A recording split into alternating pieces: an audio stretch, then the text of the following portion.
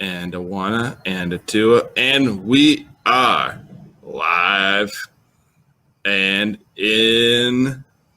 I'm in here with the esteemed Burgermeister. Howdy, howdy. The fellow host with the most. And we got Withered Rose on here, and he is going to be talking about traditionalism. Thanks for having me on.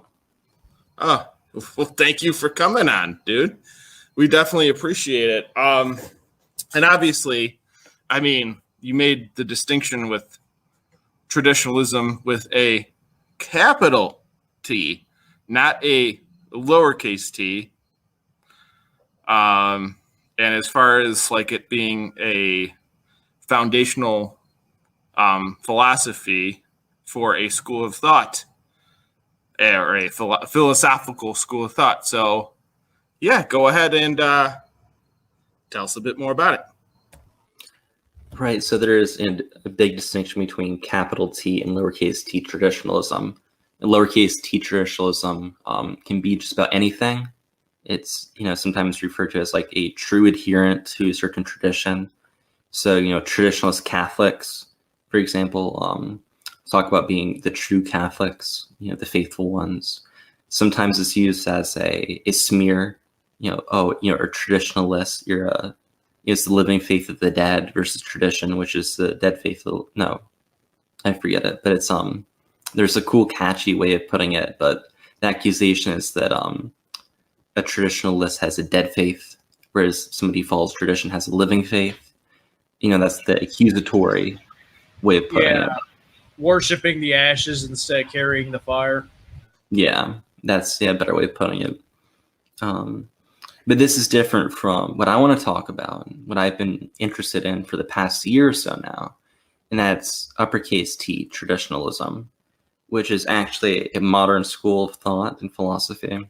Started really with a man named René Guénon, although you have traces a bit earlier. And he was a French Catholic that later became a Sufi Muslim, but somehow thought, and maybe we get this later, that you could still be a Catholic while also being a Sufi, which is a hard circle to square. But essentially the core of capital T traditionalism is that there's this primordial tradition that reaches back to the beginning of mankind. But through the generations, we've lost contact with that. And we sprouted a multiplicity of traditions. But if we look into all different traditions, we see there's certain common elements. For example, there's on all traditions, faith traditions, that is, whether it's Greek, Hindu, Roman, paganism, or if it's Christianity, Judaism, Islam, there's a common theme that you have. There's a point, the Greeks would call it the Golden Age, where man is in harmony with God. And then you have a gradual falling away, where you have the Silver Age, the Bronze Age, the Iron Age. And the Iron Age is, in Hinduism, is called the Kali Yuga. And with Christianity, you can see that you start off with the Garden of Eden, and then man slowly gets away from God. And the further away from God you get, the more disorder you get. And then eventually you come around to a new Golden Age. You can see this in the Old Testament, for example, where when Israel is faithful to God, things are going pretty dandy. Then they start to drift slowly away, and things get worse and worse until they face invasion or some sort of famine or catastrophe. And they come back to harmony with God, being a new Golden Age. So you see these, common elements throughout all of religions. And what somebody like Guénon would say is that, okay, these are surviving fragments of this primordial tradition, and hence traditionalism is calling back to that primordial tradition and seeing what elements are universal in all religions, this perennial wisdom, this wisdom that's kind of ingrained in the human experience, these archetypes, and then relying upon those to to live a better life.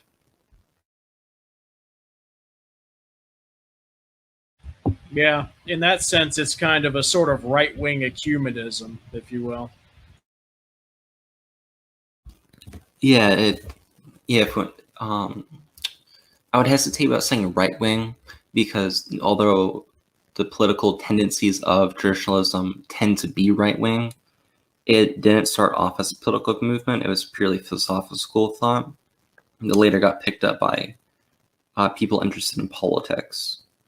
But I mean, with anything that's ancient, is going to be right-wing by our standards today. So the traditionalist school emphasized hierarchy. They defended the caste system, the idea that you're born into a specific class because of the nature of your soul. So if I was born an aristocrat, that means that by providence, I was meant to be there by divine grace. So there are definitely right-wing elements, or the whole idea that the corporeal world, the world of becoming, that passes away. This is kind of like sand; it will pass away, but the eternal, the world of being, is what's important. So you do have different elements that are more comfortable with the right wing, but I want to emphasize that traditionalism, as such, is not a political movement or school of thought. Right. I meant it more by association and tendency rather than strict definition. But yeah. It's definitely associated with them. Yeah. Likewise, ecumenism is often associated with more liberal forms of Christianity. So just kind of a shorthand understanding. Right. Yeah.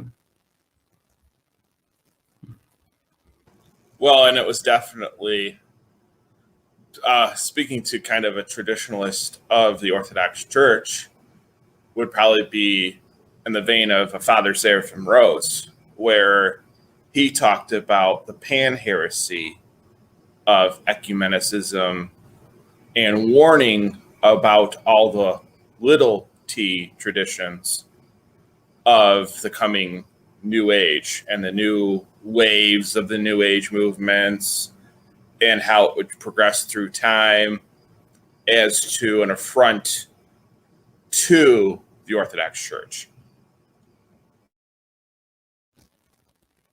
Yeah, there's definitely a lot of dangers with it. And you can see some elements with perennial philosophy in general. And perennial philosophy is kind of another name for the traditional school of thought. And you do see some overlap between that and New Agey stuff.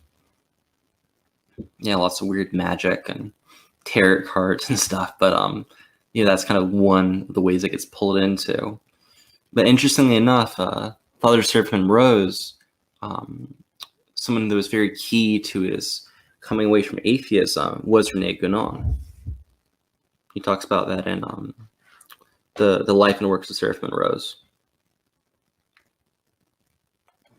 Now, with that, like being the foundation of not so much, like you said, a political or really a religious philosophy, because it's not steeped in either, but obviously us being human beings and being geared towards, well, in a sense, politics and religion, and the Western, especially the United States sensibilities, those two kind of things blending themselves together. And as you have like politicians using religion for their own gain, and I don't want to get too political with it, but they blend those traditions together. So you get those philosophies mixed, and then you get those, well, obviously those theories mixed, and I'm not talking about Christianity being a theory, but you interject it with political theory or political schools of thought or political traditions. So it's a launching off point, I guess, for what would be considered, well, right wing thought today. So therefore, you have that blending and that interjection into what's thought as, not the bare bones and what you're pulling out with it, Rose, the bare bones big T traditionalism, whereas people are, like you said, overlapping it with something like perennialism and creating a whole another section of it, which is, could be kind of running wild, and replacing different forms of spirituality with, with what you're not getting from a religion, what you're not getting from a faith that you follow, because now you're just replacing it with, like you said, new age kind of traditions. Yeah. And when you talk about politics and religion and philosophy getting mixed together, well, that's natural though, because politics, philosophy, and religion are they form the trinity of worldview, and so they're three poles to the same object, and so naturally they are going to seep into one another. But you have to see all of them as being their own distinct object at the same time, and knowing where each one applies in what situation. So, with that said, talking about Seraphim Rose, I would say that this is actually a very good segue into talking about the compatibility of the traditionalist school with Christianity, which was what we kind of wanted to cover first. Yeah, that is a good transition. And I think you made the good point, JP, that traditionalism is never a substitute for religion. It is always a stepping stone. It's a launching off point. And a lot of traditionalist thinkers would say it just as much themselves, such as Schuon, Fritjof Schuon emphasized that you need to be within a specific tradition. So you have people like Evola, they were definitely more pagan. Then you have people like Olavo de Carvalho, who is a devout Roman Catholic. But when it comes to the compatibility of traditionalism with Christianity, it really hinges upon the idea of the Sophia Perennis, perennial wisdom, versus what St. Justin Martyr called the sieved form of Christ in all things. And what St. Justin was saying, and this was in the 2nd century, and he was talking to different pagans, specifically Greek and Roman pagans, is he saw elements in their mythology that pointed towards Christ. And he developed this idea that in God's providence, he put a bridge towards Christ in all things. So no matter if you're a Greek pagan, a Hindu, a Roman, and if he was alive today, he might extend it to contemporary philosophies, for example, maybe something like phenomenology, maybe even deconstruction, that no matter how big the bridge, there's nonetheless a bridge there. And one of the famous examples he uses is the Egyptians, right? So they have the idea of God incarnate. That's what they thought Pharaoh was. Right concept, but wrong classification, wrong identification. Where if you look at somebody like Plato, he argued that there is a supreme good that is the source of goodness and the source of all being, and that this is what we should adore rather than these weird Greek gods that are running around just doing horrible stuff. If you read the Iliad, if you read the Odyssey, they're not very good gods. They're not people you want to worship. Well, he has the right idea, right? There is a source of being that is a source of all goodness and it's beyond comprehension. But it's not this abstract form. Rather, it's a personal being. It's a personal deity. So if you can take a look at, instead of saying, okay, there's this primordial tradition that we can kind of piece together, which is problematic for the Christian, because that means that Christianity is not really the truth. Christ is not really the truth. He's not really the way. He's not really the life. Rather, he's just elements of this primordial tradition. That's incompatible. But if you say rather, the Logos is the primordial tradition. That, in the beginning was the Word, and then, and the Word implanted the truth of all things into all different philosophies and religions. So that way we can all reach Christ no matter where we are from. If I was born a Hindu, born a Greek pagan, was born a Muslim, there's something in it that I can look to and say, okay, that's where I can see the fulfillment of those things in Christ. So you can still look to all different religions and see, oh, look, there's these common themes. For example, we talked about earlier, there's a common theme of a being close towards God is a golden age, and when you fall farther and farther away, eventually you get catastrophe. And that's straight out of the Old Testament. Now, the Greeks used different idioms to talk about it. They talk about the different ages, but that's right there in the Old Testament. So it's the same concept, different idiom. Or if you talk about, there's always an emphasis, especially in Ganon, that the world of being is more important than the world of becoming. And this echoes, or rather, this points towards what Christ said, this world will pass away, but my words will not. They will endure forever into the ages of ages. So we can look at these different commonalities between religions and look at them in a Christian light and say that, okay, yes, there are these common themes to the human experience. There's something deep within the human psyche that we have these ideas and archetypes, these different themes, but they're there because the Logos implanted them. And he is the primordial tradition. In the beginning was the Logos.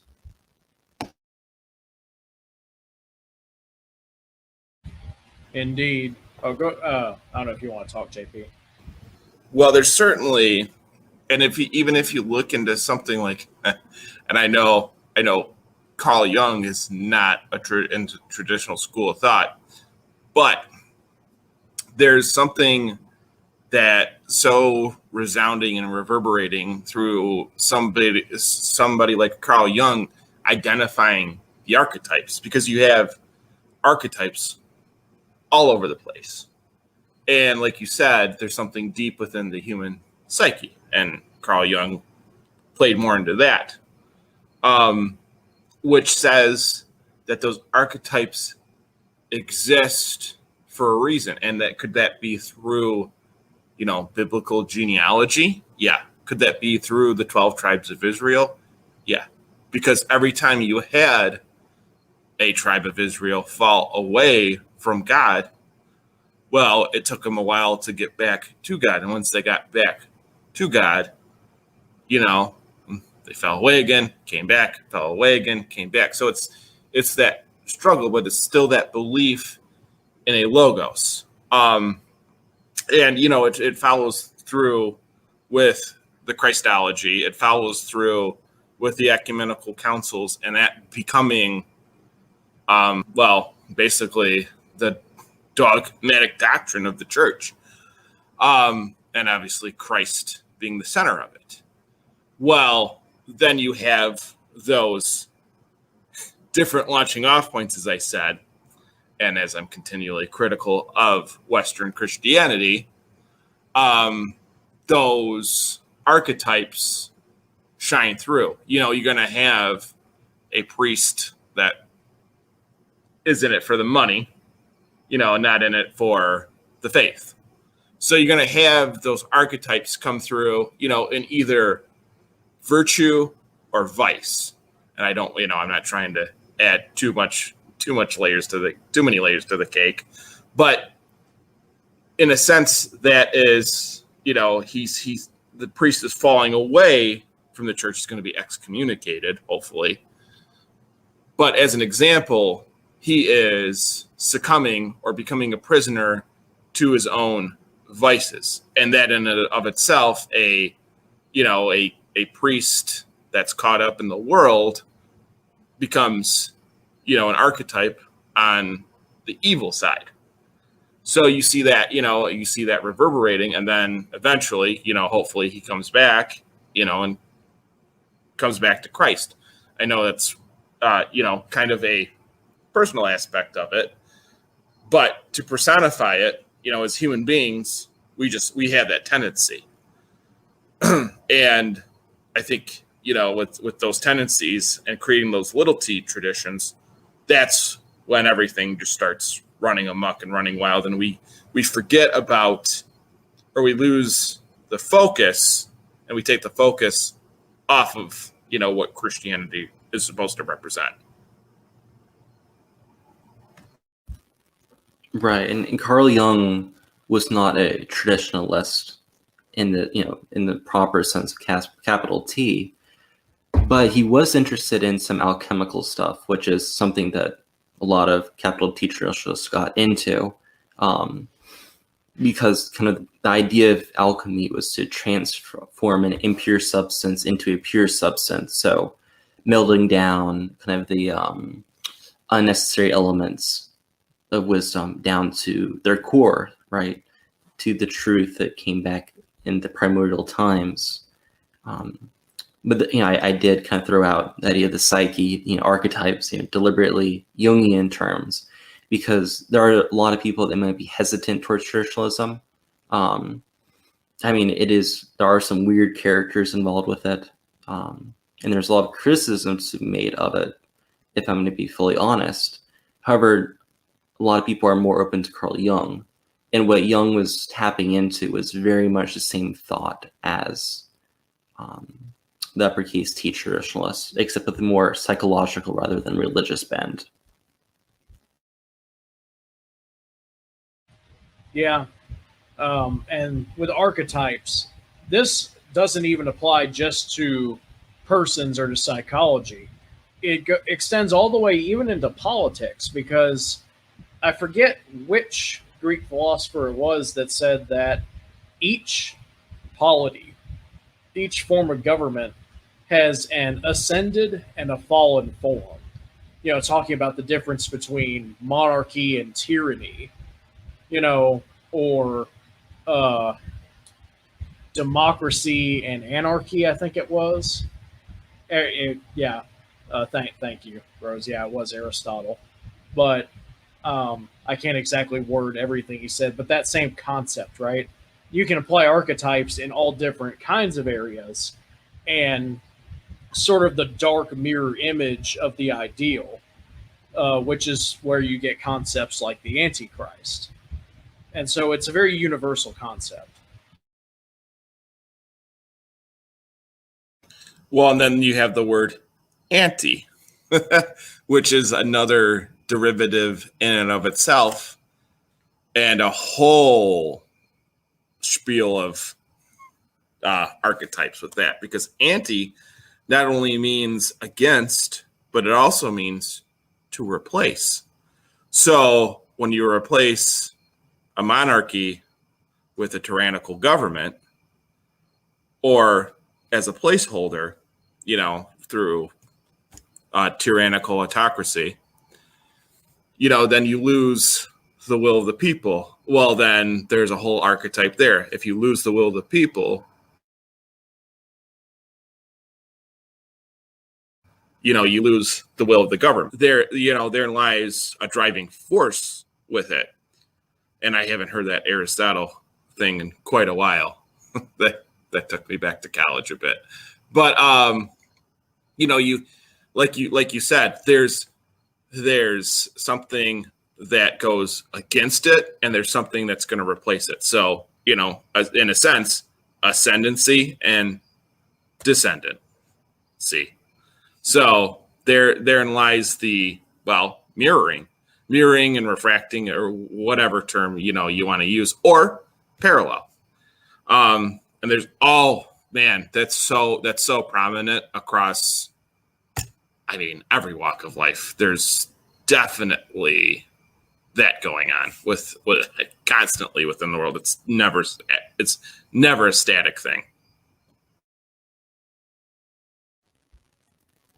And the real question is when you start to see these themes pop up, such as the mirroring phenomenon, the concepts of the antis, all these different kind of perennial themes or archetypes, right? You see these in all things. You have to ask yourself, okay, why is this happening?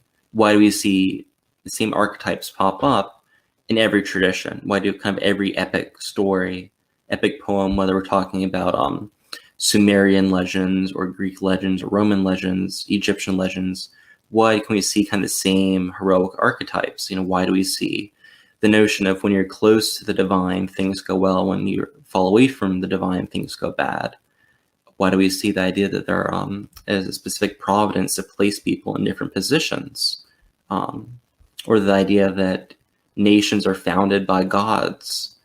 Why do we see this? And we have to kind of come to a conclusion that, all right, either we can do the materialistic route and say that this is some Darwinian selection method, that for some reason these beliefs are necessary for our survival, which I think is kind of ridiculous. There's Darwinian evolution does not select for truth; it selects for survival, right? So I could believe that I'm really a bird that's been cursed by an evil witch, and that's why I can't fly.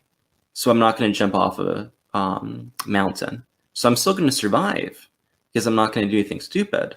But it's a false belief, right? And that belief is equally selectable by Darwinian evolution than me believing that I'm just a human, which I am for anyone asking. I'm not a bird. So that explanation kind of gets ruled out. So we say, okay, why is these themes implanted in us? Why are these, core pieces of wisdom implanted in us if it's not through evolution? Then we're either going to say that there's this primordial tradition that we can piece together that we no longer have access to, or there's a primordial tradition that we still have access to. And the latter would be the Christian, uppercase T, traditionalist position, is this tradition ultimately comes from Christ. Because you have to answer the question somehow. Like, why do we see these themes in all religions and all philosophy? Why can we, it's almost inescapable. Why can we not get away from these things? They're clearly important, and you have to explain them somehow. Yeah, and I think you hit on a very salient point there about Christianity, which is that it is a still extant tradition.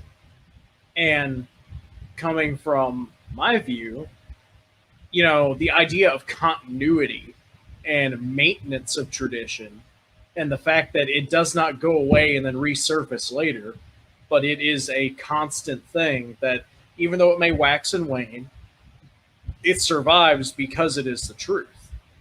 And that's, to me, is why orthodoxy rings so strongly with me, because it is the unbroken continuation of Christ's church on earth. It has not once lapsed in existence for 2,000 years. And when you consider that, we consider any other religious institution today that has existed in a singular, unitary, organized form, very few can make that claim. So, that is a very strong argument for Christian, capital T, tradition.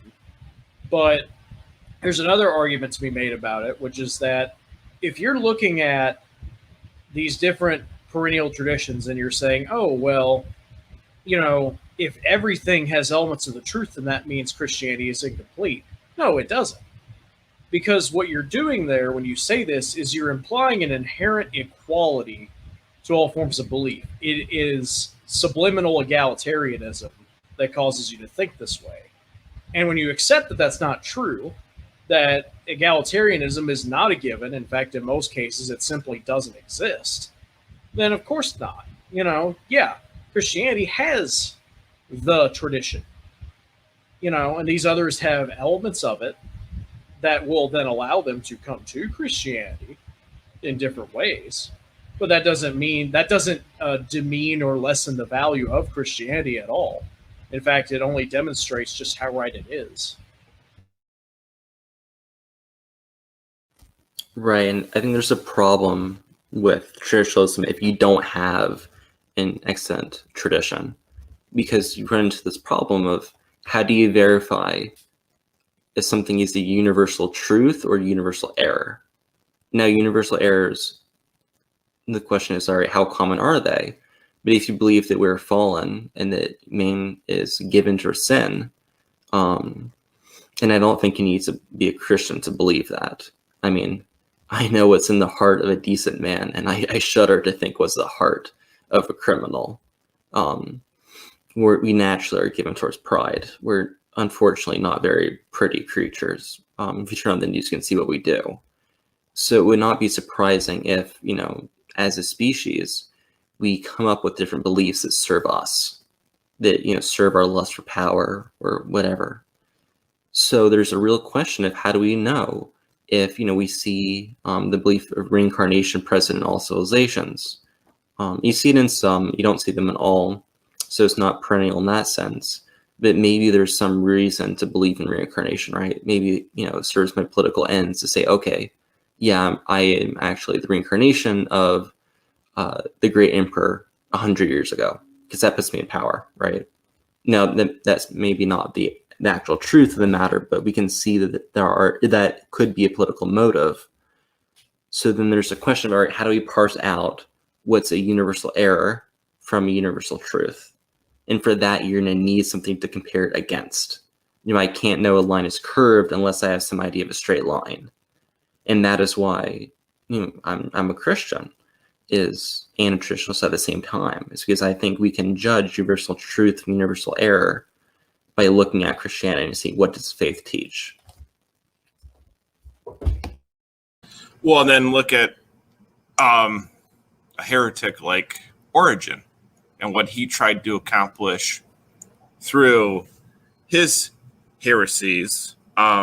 Not only Gnosticism in a sense, but trying to create that whole universality or universalism, which is still pretty prominent today. And like you said, it's those different delineations of the truth, that with it being with some truth, with no truth, with like 75% of it, there's all different shades of gray. And you have a guy like Origen who just, in a sense, did he go off the rails?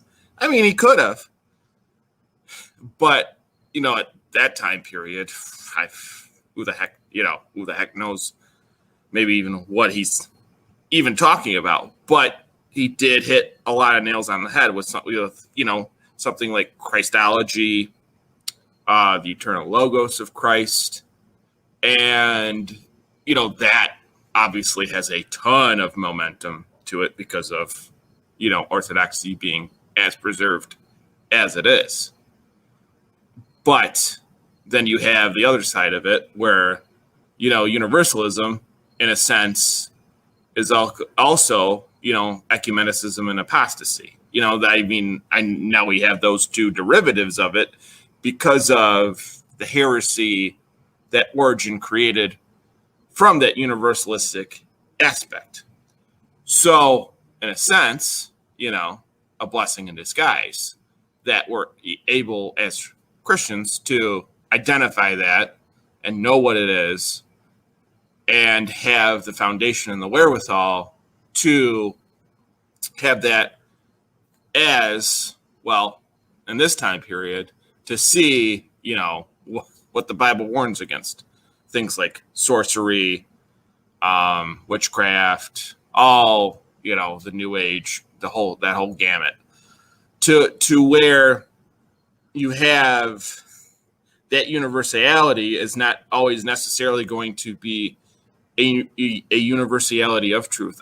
Sure, like you said, we're prideful creatures, and you always hear somebody talking about my truth, their truth, as if it's some kind of religious pontification. Well, yeah, sure, in a sense it could be, but is it going to serve a purpose or serve some good in somebody's life? Epiphanies come and go, So it could, it could happen. It could help people out. But in the other sense, it all depends on what road they're going down exactly. So you have, I guess, kind of a wolf in sheep's clothing. It's kind of a metaphor I'm using with this. But then on the other turn, in the other sense, well, Christ wasn't called the Lion of Judah for nothing. So you have these various ways of going about it, and these different universal archetypes interjecting themselves on a continuous basis, and it being a common theme. Throughout the centuries of time, it even was there pre Old Testament and pre New Testament, and you could see that throughout the various ancient cultures of the earth.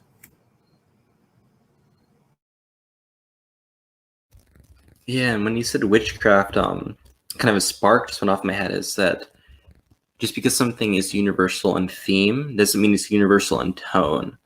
For example, every religious tradition in the ancient world believed in the reality of witchcraft and sorcery. They believed that there's people that could communicate with spiritual entities and that they could cause effects in the material world. So that's universal, but the tone is different. For a lot of pagans, this was a good thing. We want to communicate with these spirits. For Christians, however, we're told in the Old Testament, for example, there's some pretty severe penalties against people that do this, for witches and stuff, and for warlocks. So there is actual punishment set up in the Old Testament for people that do this. And it's like, okay, we're the Hebrew superstitious people, and he believes in witches and stuff. Or do they recognize that there are such a thing as demons, and you can get power from demons? And it was the early church's position that the pagan gods were in fact demons. And on the note of the gods, something that's really interesting, and this is I'm getting this from G.K. Chesterton's The Everlasting Man, which is a book I highly recommend. It was instrumental in C.S. Lewis's conversion. Actually, J.R. Tolkien gave him this book, and it helped him convert to Christianity from atheism. And in The Everlasting Man, Chesterton makes a point to say that in all pagan religions, if you look at their creation myth, they all begin with there being one God who created the world. There's this very vague, creator God. And then all of a sudden, there's these different spiritual entities that pop up that are created after the world is created. And then man starts to worship these different spiritual entities. So in the beginning, you have, I'm blanking on the name, but you have the one God in Greek mythology. Then you get people like Gaia, and then they have their children, the Titans, and they have their children, the Olympians. And man kind of shifts from worshiping one to the other to another. And now you do see this in Christianity, don't you? You see there being one God, the true God, who creates the angels, and then Satan falls. And then we worship his offspring, the demons, right? Those who fell with them. So this is a universal theme, but change in tone, where across all ancient religions, all ancient traditions, philosophies, we see there being one God, creating spiritual entities, then man worshiping them. But in Christianity, you see the truth, and we see that worshiping these different entities is actually a bad thing. So it's not just a matter of, okay, what's universal and what's not, but it's, okay, what's the tone of that truth? Yeah, and what sort of grasp on reality does that have, right? Because when you cross-examine this idea of witchcraft and this idea of connecting to the other world, to the spiritual or the immaterium, what it kind of strikes me as is human hubris, because it almost has kind of the same tone as people who believe that they can understand the true nature of God in its entirety. Because it's on a lesser scale, but yes, it's people reaching and trying to interact with beings that are on a higher plane than they are fundamentally in existence. It's stepping out of their natural place in the natural order of existence, and in doing so, and engaging in an act of arrogance and hubris. But in the Hebrew tradition, and which evolved into the Christian one, we see that is what you're doing is, I wouldn't so much say that demons are empowering people as much as that demons are possessing people. They're using them for their purposes, because these arrogant, haughty humans who think that they can go into a plane above their capacity are instead going to get used by this plane's entities for nefarious ends. This is why witchcraft is bad. It's because you as a human cannot comprehend and understand these planes above you, and so attempting to do so will get you, manipulated and worn like a sock by all these often malevolent entities that are simply above you in capacity and understanding. Well. I mean, you just said human hubris, which is, in my point of view, very humanistic or humanism philosophy. But you have all those little t traditions running around. And then, like, for a good reason why the Bible warns against sorcery and witchcraft is because you invite those spirits in. And as Rose said, with the pagans trying to control that immaterial spiritual realm, I mean, were they achieving it? I don't know. Have I heard some crazy stories about it? I have. One that's the most vivid for me is one of my best good friends. He's now like seeking out Christianity, and he's becoming more aware of like the benefits of it. He told me that he was in a desert with almost nothing, and he's really big into the old Aztec, Incan, Mayan, those kind of quote unquote religions, belief systems. Out of nowhere, a medicine man, witch doctor, I don't know what I would classify him as. He's not like, I guess, the witch doctor in the old sense. I guess the new sense, that's more of a medicine man. He literally pulled out a ringworm from somebody's intestine just by shoving his hand down the guy's throat and saving his life. So, I mean, there's definitely some power to that. And is that necessarily something that's bad? Is it pagan? Yeah. But he saved the guy's life. So I guess, it's a great thing. But, I mean, there's obviously powers and principalities that we just don't know about. And I mean, yeah, we could spurg on the elite doing what they do, quote unquote, the elite. And them trying to ascend God. Well, we all know where that wound up with somebody who fell. And it's very different, like growing up with kind of a religion, and trying to like codify it or categorize it or even quantify it in the Western sense. But when you hear about capital T traditionalism intermingled with Orthodox Christianity, thank you, Rose, the theology becomes ever more present. And it gets to the point where all of that Western, Eastern, New Age, mixed up stuff, low T traditionalism, kind of doing whatever its thing. Because that's dynamic too, because obviously the spiritual world is probably a pretty dynamic place, I would imagine. That you have that intermingling and that commingling of, like you said, Berger, the people who, get possessed. And sure, I mean, are there always going to prey? Are there demons that are always going to prey upon the weakest? Yeah, I mean, that could be a little bit Darwinian of me to say that. But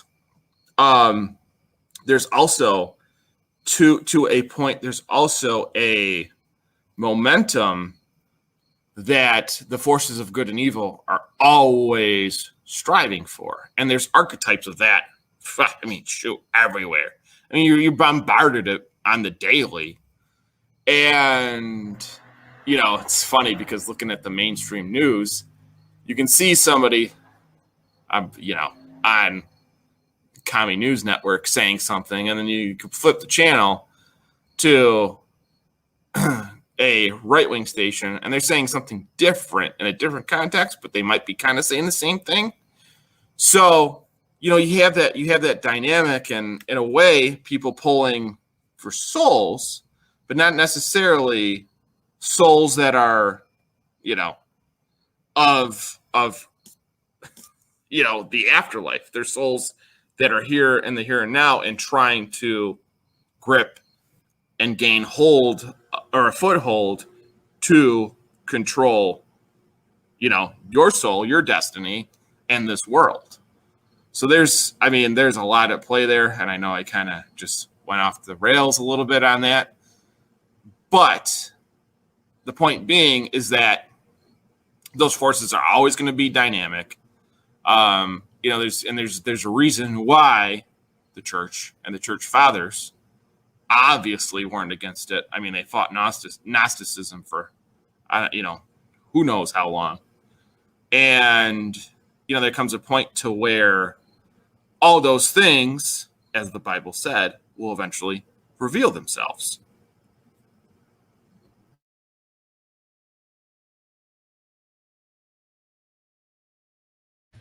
Well, I guess I get to rant a little again. But yeah, that's true. The revelation, and this is an important thing, revelation through, knowledge given by God, as opposed to, what we think we're discovering on our own. That's a whole nother topic. But yeah.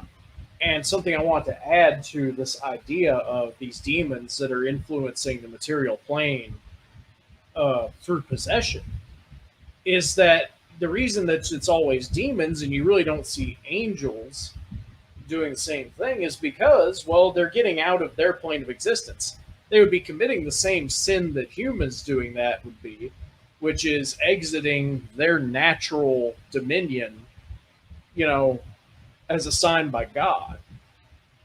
And I think this is why you see things like the Holy Spirit acting on earth rather than angels. Because the Holy Spirit is God's own energy. It is God himself. He's not restricted to a plane, within his natural order. And it's also why you had the incarnation of the Son. It is him acting in accordance with his own laws and his own, the very framework of existence that he created. There's that eternal consistency with how God operates. And so, yeah, it's just all logical. It all links together and makes sense when you really look at the framework, the natural order of existence, and how it's all very, very logical in that sense. At least so the parts of it that we can really understand. And that goes back to the whole concept of the mirror, right? There's the real thing, there's the anti. The question of initiation rituals is always a big deal in traditionalist writings.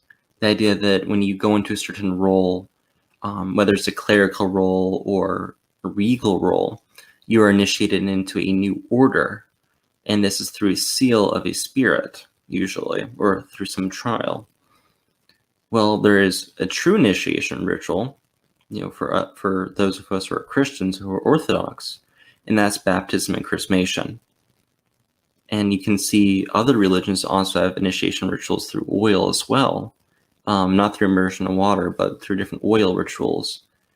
But the question is, what spirit's doing that, right? Is it the Holy Spirit, or is it a demonic spirit? So we can see that there's a mirror image of things, right? And this is, James brought this up. Antios means to replace. The Antichrist is to replace Christ. Well, there's all sorts of different hermetical, alchemical replacements for the sacraments, even if they came before them. This could be, the devil anticipating the Christian sacraments and trying to create substitutes to get people hooked on, the fake stuff so they don't go towards the good stuff.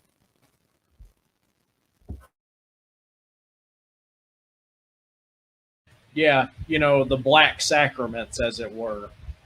That's a key aspect of just about anybody that calls themselves Satanist, but it also exists in many other forms that are not as open about it. That's precisely what that is. It is a mockery. It's a desecration of the concept of a holy sacrament. By its very nature, it doesn't even have to be attempting to do so, but it simply is, because it is an imposter, because it stands in a place that it has not been given that right to by God. And so it is invariably a demon, an imposter, an agent of he who would call himself God that is doing this. Well, I don't want to get too pop culture, but I guess I will now. And this goes back and this reverberates through a show I caught not too long ago. They kind of re-updated Sabrina the Teenage Witch, and they went right after it. I mean, there were no bones about it. And they went into the whole other side, and you could call it demonosis, and showing the hierarchy of hell and the natural order that hell follows.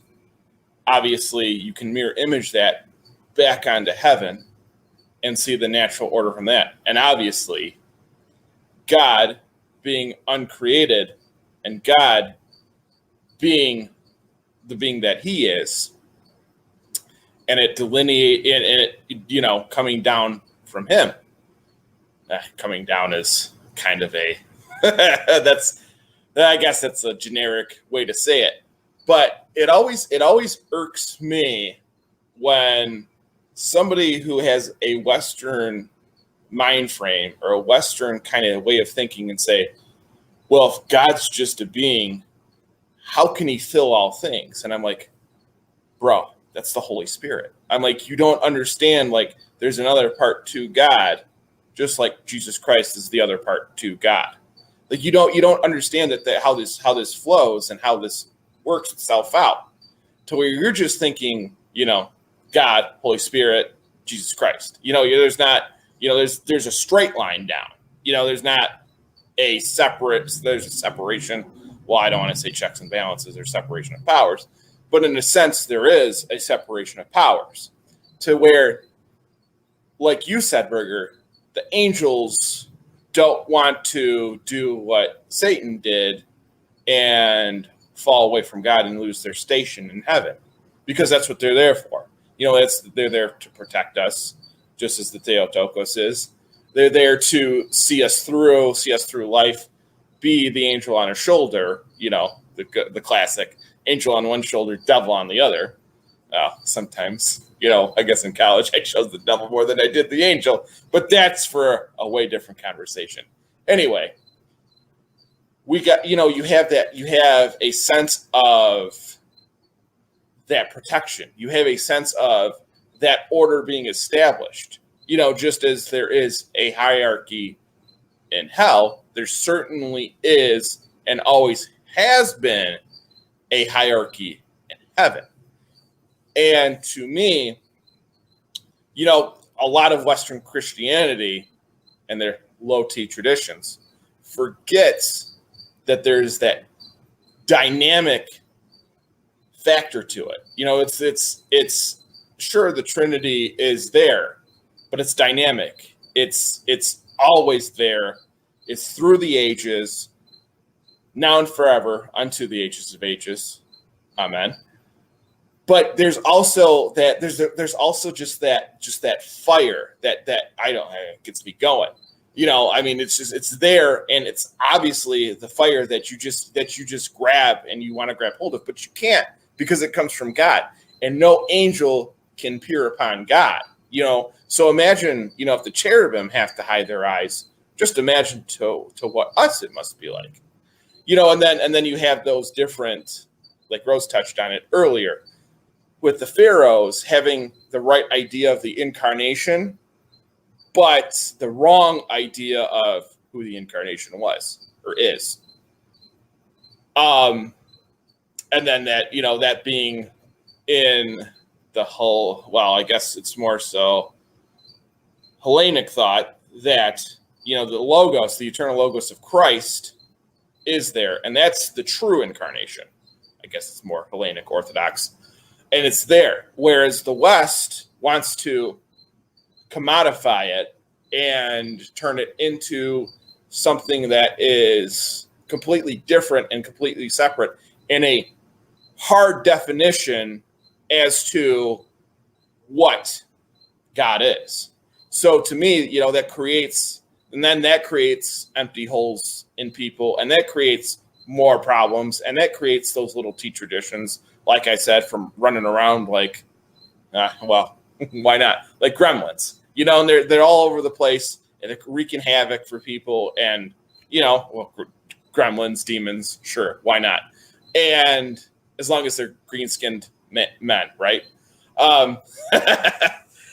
So that kind of momentum builds itself, and then people get deceived. And obviously, what's the whole point of hell? Falling away from God, being away from God.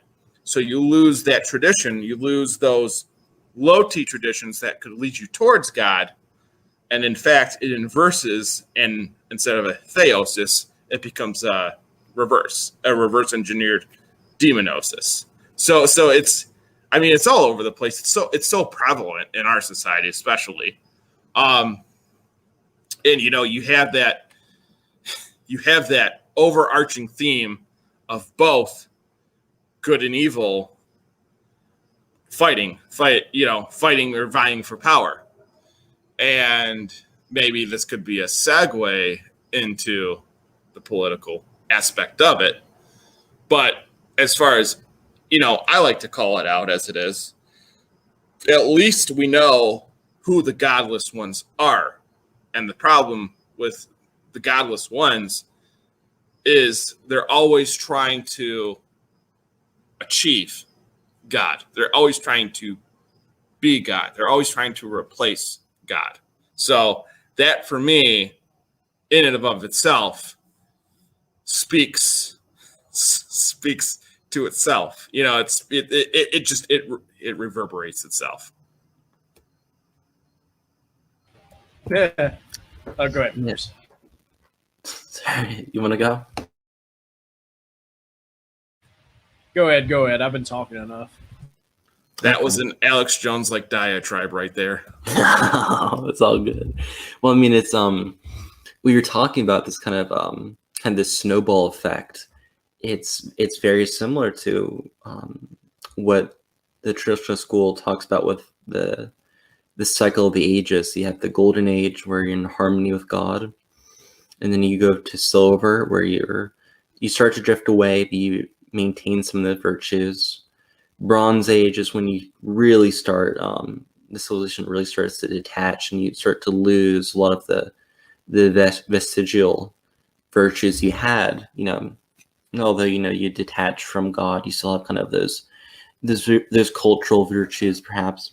And then you get to the Iron Age, which is an age of war, of disillusion, anarchy, atheism, but also the mingling of the castes.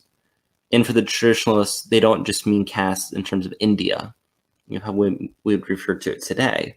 What they mean is the station appointed to you by the nature of your soul. And this is what we're talking about when we talk about the demons exiting the spiritual realm and coming to our realm to try to influence us, right? They're going against their caste, their station appointed by God. Or when man tries to reach up to the divine, tries to define God, or tries to reach into the spiritual realm and capture the spiritual for his own power, that's also breaking of the caste in the traditional sense of, the station appointed by God.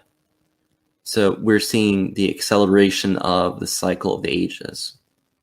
And for the traditionalists, there's optimism, because the further and further you get into the Iron Age means the closer and closer you get to a new golden age, because you can only go so far away from God before necessity calls you back towards him.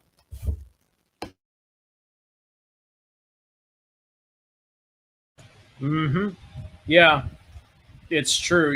The cyclical nature of things is really, it's a not so much cyclicality as much as it is prodigality.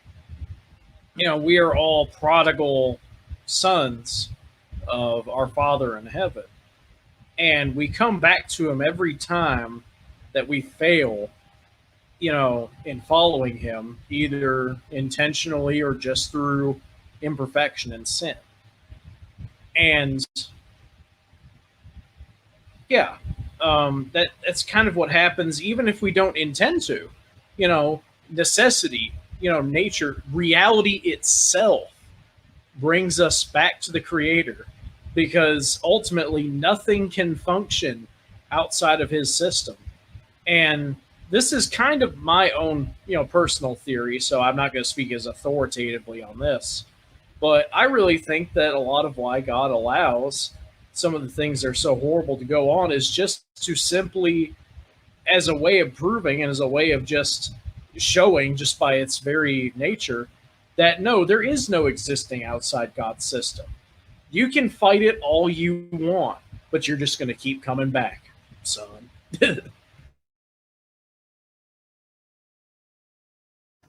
Well, then you have which is something that Peterson always says. Time is not liberals or the left. They think of time as a linear progression, whereas people who he notices were people who are more spiritually minded, people who are in touch with some kind of divinity, they see it as a cycle. They see it as something that is going to cycle through, come back, cycle through, and be prominent, as a continuation. Whew. And I mean, that just screams yin and yang to me. That is just so obviously esoteric in nature. But that yin and the yang, where you have those dynamics, I mean, good, evil, demon, angel, God, Satan. I mean, there's that whole hierarchy right there. Christ, man. So you have those breakdowns, and you have that constant Kali Yuga going through time, and having people's what do they call it? Dispositions. You can take positions on things, or you can, kind of take a step back, re-educate yourself, and take a new position on things. So as human beings, we're dynamic creatures in our own right. And the thing that, angels already know everything, but as fallen angels, demons already know everything. But yet, demons are very jealous of us because they're eternally corrupted. So with that eternal corruption, comes in place with, why not, politics? Because I got to rag on them too. Yeah, we got to keep moving forward. We kind of, it was very good talk. I'm not going to say that it was a bad thing, but yeah, we really should push into politics as much as the religious aspect has been wonderful to talk about. Man. So if you want to start that ramp going, go ahead, JP. Well, ranting, don't get me going. You kind of. Okay, so I know you can rant. I'm good at it. You are. I mean, they're good rants too. They're fun to listen to. Oh, gotta catch that beautiful butterfly, and then let it fly free. So I mean, with the whole political nature of things, obviously there's tradition and ceremony in that too. Because I mean, even if you go throughout history and look at the various traditions, both religious and political, secular, I mean, we could break it down a little bit more, but those are probably the three main aspects of civilization. So then you have that wanton, or that need for people to, like Berger said, to connect all three, right? And with politics, well, I'm going to stay away from commenting on current politics, but you have that continuation, that cyclical nature of it always coming full circle, and it always coming in a sense of, well, a meme such as Pepe or Doge, or tyranny, rebellion. You have those different aspects as to how they interact with each other, how they collide, how they drift away, and how they become something, a life in and of itself. So, I mean, once you catch fire, and that whole thing takes off, whichever way it may take you, there's definitely different realms of political thought and theory. But as people who are usually spiritually minded and religious, I find a very strong commonality in them, not to be so much politically motivated, unless they're in it for the money or the power. I mean, both are pretty intoxicating, but you can always respect somebody who is guided towards more of that dynamic, which is why, in something in like Leviticus, they say a royal priesthood, and they say it for a reason. Not so much that we regard royalty as a political class or system as, they're to be as revered as, I would say, the priesthood. And obviously, that would be striking an interdependency and a symphonia in a way. But there's that continuation of something like a political theory. And as to traditionalism goes, I can tell you right now, I have absolutely no clue. So go ahead. Right. So there's generally a consensus among traditionalists of what's kind of the political ideal in certain aspects, and that is bringing politics up until the religious domain, that spiritual priesthood where the earthly realm, the realm of becoming, is to reflect the realm of being, the realm of God. So, for example, you have the notion of the imperium, the royal empire, which is symbolic of God's domain, because it is a political sovereignty that is beyond cultures, beyond peoples. It is all-encompassing of the world, is bestowing a certain order upon the world, such as God bestowing the order upon the world. And so you have kind of a reflection of the God's domain with the imperium. You also have the idea that the sovereign is to be the first worshiper, that we to look towards the sovereign as our model for the religious life. But then the question of how you get there will vary. It varies rather differently. So there's three people that come to mind when I think of traditionalism and politics. And again, we're talking about capital T traditionalism. You have Julius Evola, who's perhaps the most well-known. You have Alexander Dugin, who's always the boogeyman from Russia, and perhaps for good reason. And then you have Olavo de Carvalho, who's down in Brazil and is currently one of the advisors, or at least was last time I checked, to Jair Bolsonaro. And they have different approaches to this. Evola, he's a weird guy, to say the least, as all traditionalists generally are, myself included. Evola kind of reminds me of the guy in the back, like always scheming and kind of like, like he's got a very gremlin-like look to him. Yeah, he's not a pretty guy. And unfortunately, this is when traditionalists get involved in politics, they are, unfortunately, Dugin does have a pretty good beard. They are kind of seen as these manipulative types because they're using, current affairs for some, what was seen as this weird esoteric, idea. So for Evola, he was interested in fascism and National Socialism, although he had his fair criticism of both. What he liked in fascism was the emphasis on the state rather than the race, which is something he saw problematic with National Socialism.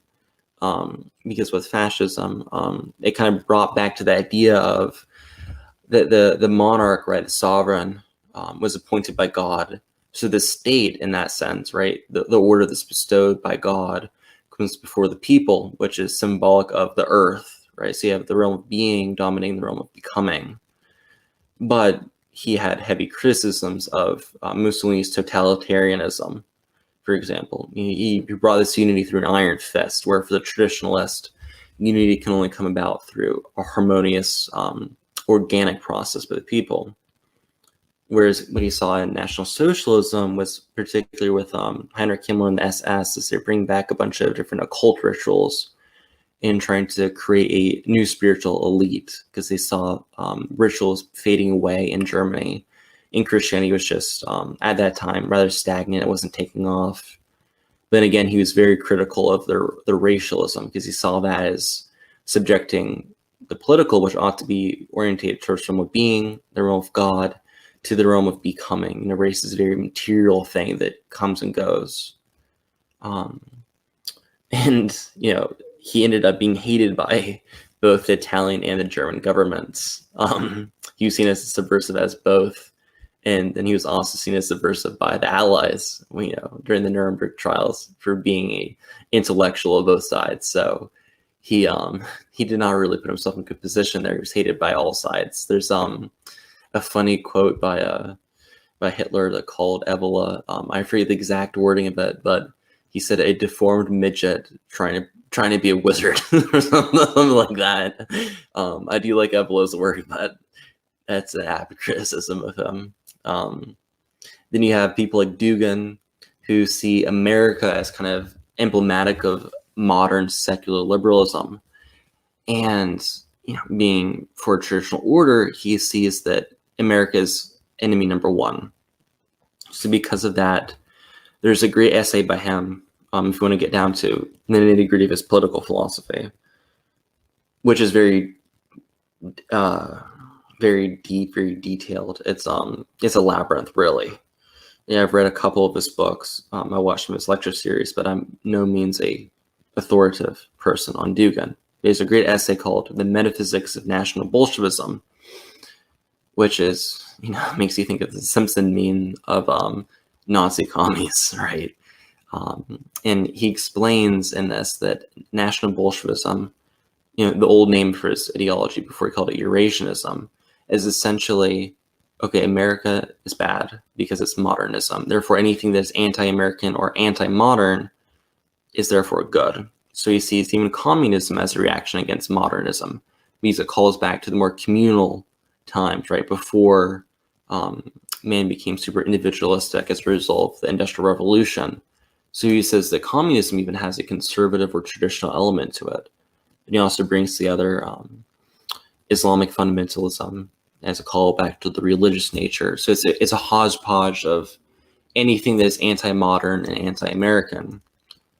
And then kind of responding to that, that's different from Evola, who had a very strong nationalistic ties to things, despite him having criticism of it. Then you have Dugin, which is kind of this anti-American, anti-liberal ideology. And then you have somebody like Olavo de Carvalho, who sees America not so much as an enemy, but as a victim. He sees this kind of this globalistic, liberal, everything is about economics, everything is about the market, about subjecting countries in the Middle East to democracy.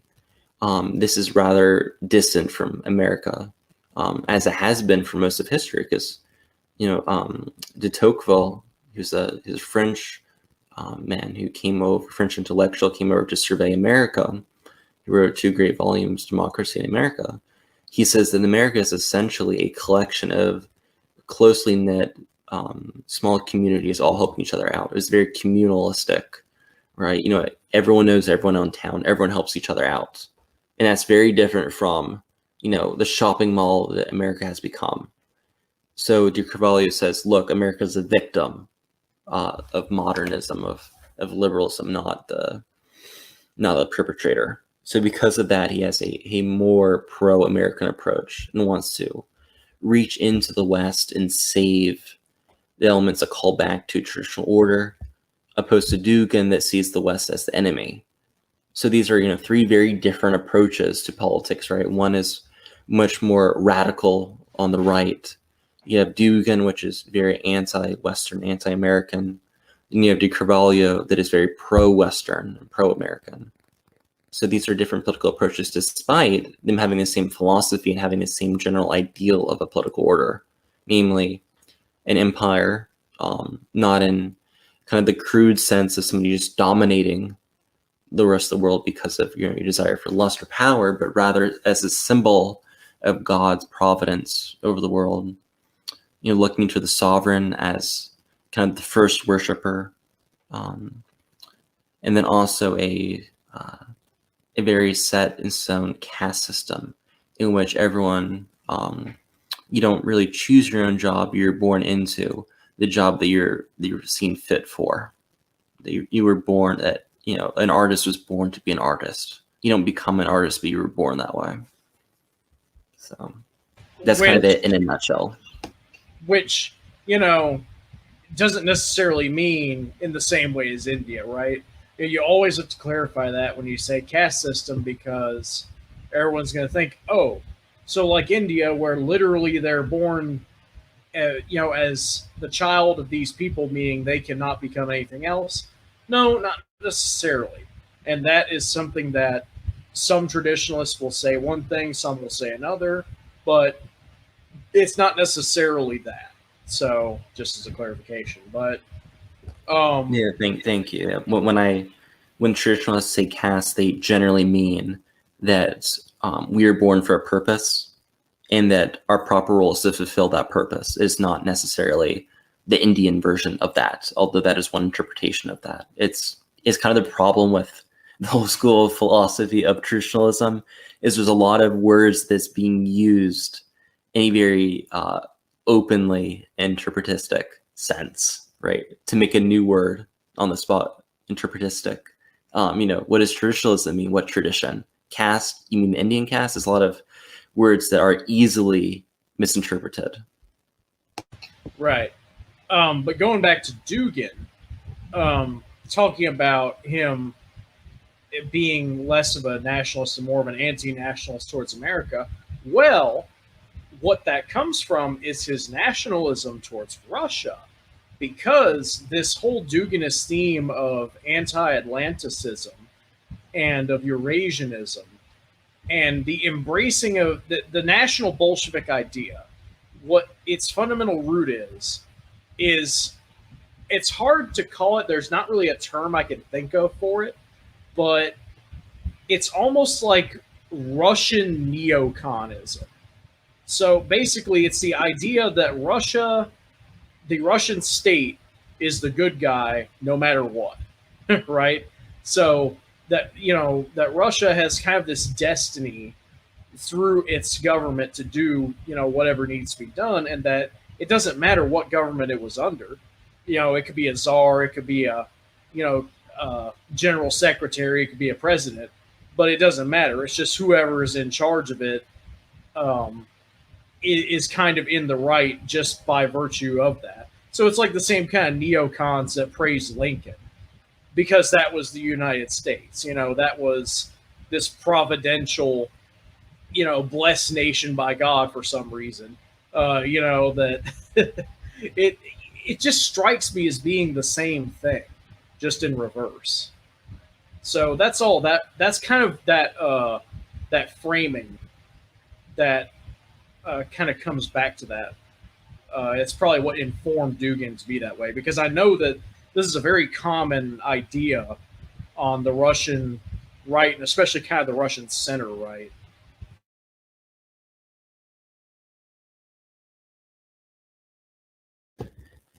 Yes, it's Dugin's traditionalism is very Russian. There's been a long history of Russian clashes with the West, and there's truth to both sides of the argument, right? There has been atrocities on both sides of people trying to impose each other's culture on. Western Europe is very different from Russia, and Russia from Western Europe. But yeah, with Dugin, he does see Russia as really as the vanguard of tradition as such, right? In this capital T tradition. So for Dugin, it's not just that, it's traditional ways of life, how people talk colloquially, but he means that Russia is the vanguard of the primordial tradition which has existed for all time. Right now, I don't know if he interprets that as a logos. He has not. I haven't read anything on how he trying to say melds and gels at the same time. I got a bit twisted there. How he brings together traditionalism and Christianity, but keep in mind for him, he thinks that Russia is the vanguard of the eternal primordial tradition. So because of that, Russia can kind of do whatever it wants. He is the vanguard of capital T truth, and it's a mirror of Dugin and Carvalho had a good debate on this back in 2003, I believe. This is before De Carvalho was brought into the Bolsonarian regime as an advisor. It was an online debate because Dugin is he is not really allowed to travel outside of Russia. He's been banned from a lot of countries, including the United States. He's seen as a radical subversive. They had a good debate, and De Carvalho says that it's really the same thing as American globalism, except that there's a national character to Russian globalism, whereas American globalism isn't really American because it does not serve America's interests. Rather, it's this weird global market, whereas Russian globalism is a mirror of that with specific national interests. So there is a definite parallel between the two. Well, knowing absolutely nothing about Dugin, well, I know he's got a killer beard, which I can relate. But this just screams as to why I guess I attach my Americanism towards having a Greek culture, and seeing it, permeating Greek culture all the way throughout the ages and all the way throughout traditions. And obviously, right down to a good old Detroit Coney Island dog, it just reverberating in a sense to where like I can even tell walking into a Greektown restaurant and hear people speaking the language that I know, kind of. You get that vibe that you get a sense of culture. Americanism or American culture in general is not really a culture at all. And I would definitely call it little T traditionalism. And I mean, Dugin is right, because I much rather have a Russian nationalistic kind of point of view because he's Orthodox, and that screams to me, that has life to it, because obviously they embrace the truth, the absolute truth. Whereas Americanism, we got Burger King, McDonald's, root beer, maybe a little sarsaparilla, and just very Coca-Cola, Pepsi. But then again, see, that's where it starts to break down. And like you said, Rose, that it gets to the point where we try to sell America to people, and they ain't taking any bites. Well, that's the problem, because that to me says there's absolutely no truth to what we're saying. So it's just shallow, hollow emptiness. Now, if we're going to go back and talk about, the traditions of the founding fathers and what they believed and how quote unquote Christian they were, then yeah, that's going to breathe tradition. That's going to breathe in life into the embodiment as to what America is, and the foundational documents as to what this country is supposed to represent, whatever, representative democracy, if you're one of those people, or if you believe that this is just a standalone republic with democratic undertones, sure. But then you have those delineations, those breakdowns in the traditional sense. Now you guys say something when it comes to a caste system, and I can't help but think of as to how that's related to in Christianity, because you have the three different main denominations of Christianity. Well, look at how kind of run amok that's become, because now you have Protestants embracing all the things of the world, right? Catholics do, in a sense. That right there, to me, kind of says, well, not only is it demonic, but it says that there's a caste system right there. Because now you see the weak-minded people who want to follow God and Christ and who probably are good Christians. And most Christians are falling away from that, who are, Protestant. They want to go to like something towards Catholicism and Orthodoxy and become, more self-aware and become better people through Christ. Whereas you have the people who are doing a complete 180 and they're like, oh, God's okay with gay people. Well, I mean, we're all going to be judged. So who are we to say, that he's not? But the screwed up part about that is that you're taking it as a human being and you're interpreting it in your own humanistic perspective. You're interpreting it as a little t tradition. Well, we all know that there's no life without the Eucharist. So, I mean, the true path of repentance and the big T traditionalism in Christianity that kind of does away with all the running back and forth, the little T traditions running around. And I guess in a sense you do have this with Catholicism. Might not be as prominent. I'm not really sure. Do I care what the Pope says? No.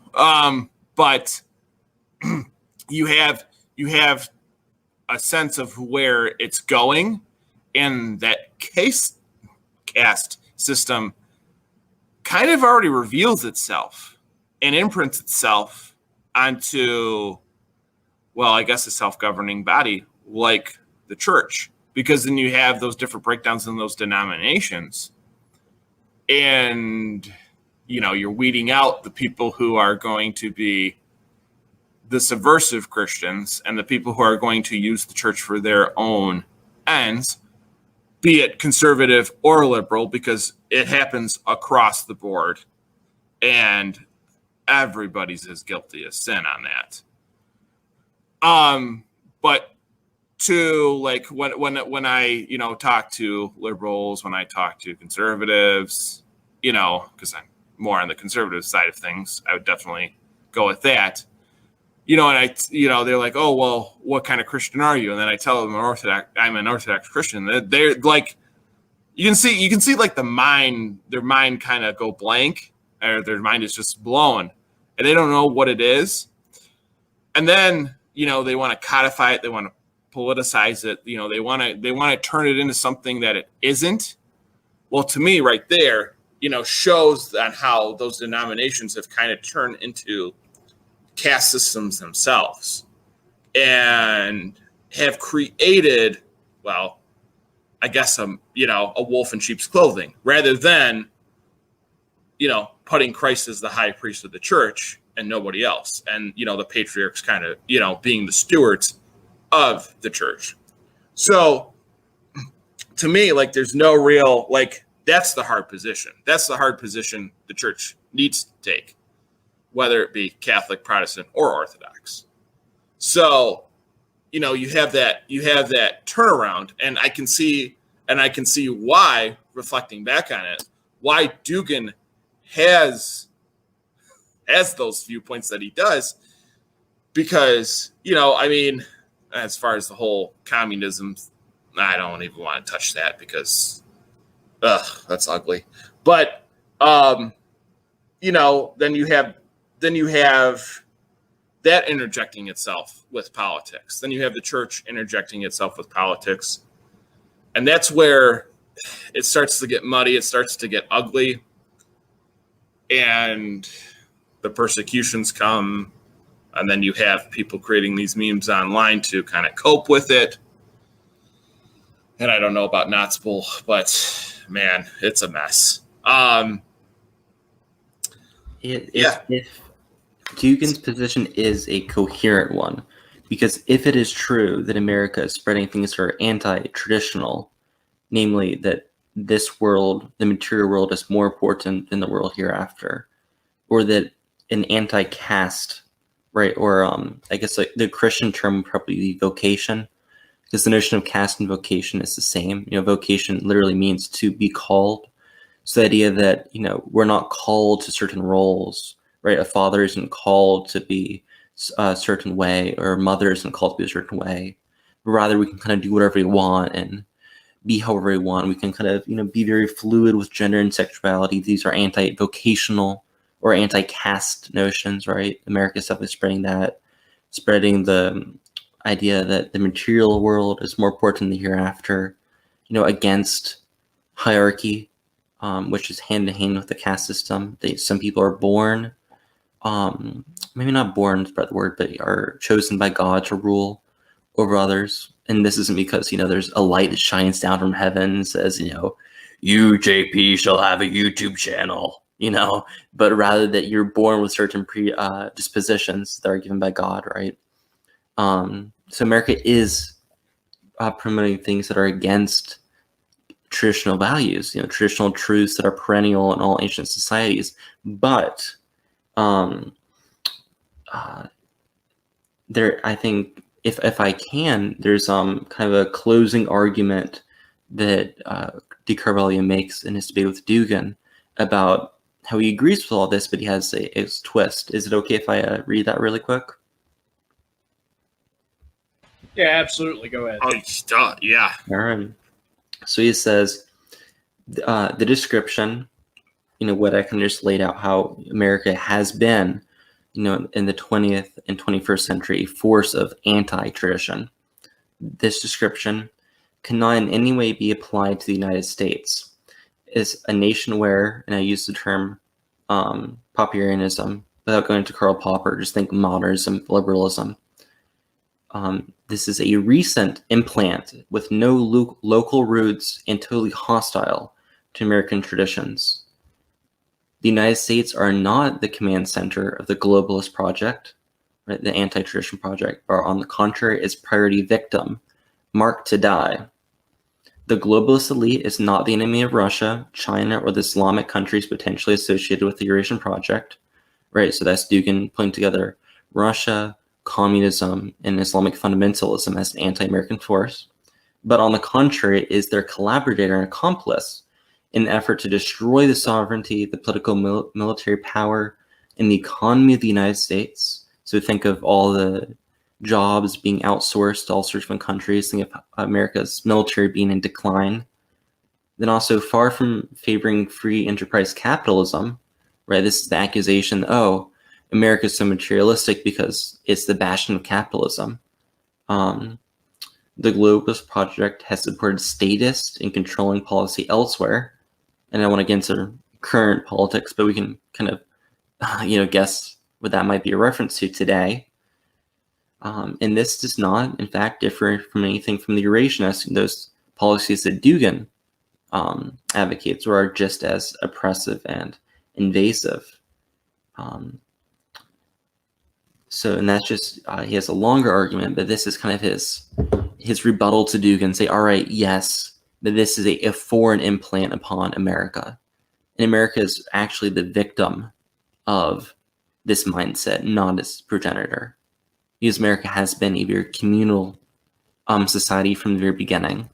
And its origins, until the 20th century, was very much in favor with the perennial tradition. Now, there's a lot of arguments that can be made there on that last point, but I will say that the basic premise of Carvalho's argument does stick, which is that there is no a tradition and a nation cannot be synonymous, right?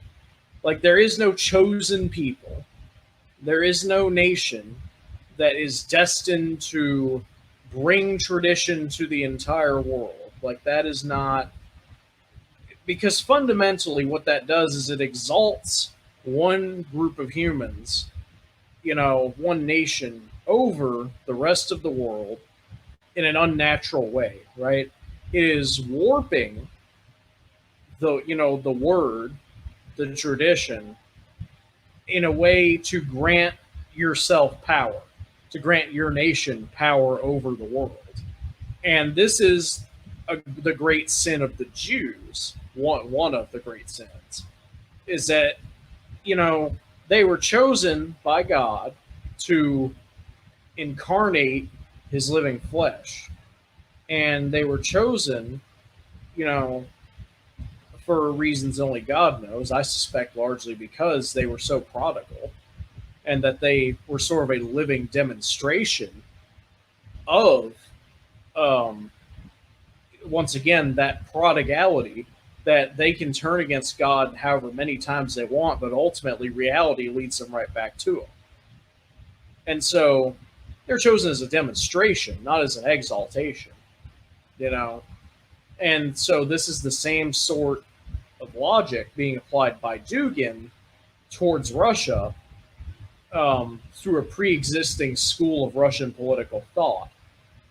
And it came from corruption of Russian Christianity. It came from the idea of the Third Rome and Holy Russia, which originally was just the dedication of the Russian nation to God and to Christianity, which is something very noble. But after the fall of Russia's Christian order in 1917, this became perverted and secularized and warped into a worship of the Russian nation, no matter what government it's under. So they venerate the communists as much as they venerate the czars. They venerate governments that were openly, like Carvalho says, that are destructive forces to all nations, simply because they see some benefit for themselves. Because they don't worship tradition, they worship their nation. Whereas just real quick, JP, is this harkens back to Julius Evolar's critique of Hitler's Germany.